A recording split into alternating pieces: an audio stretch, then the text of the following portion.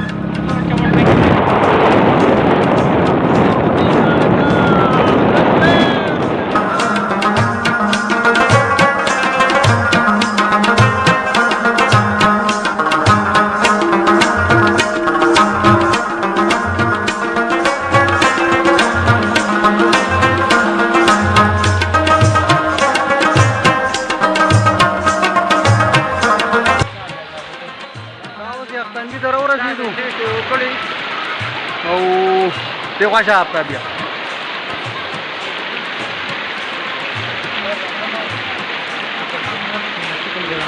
واګانې پکې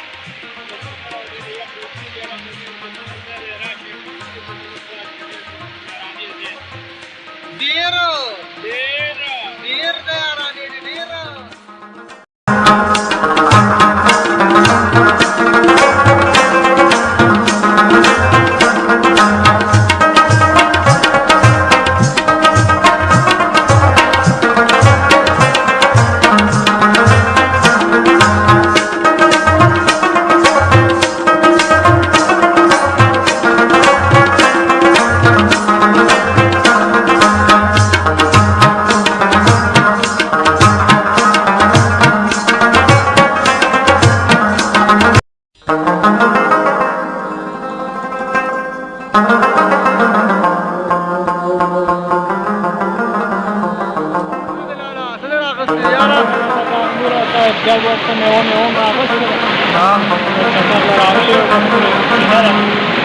کم ځای کې ده پیرته بادام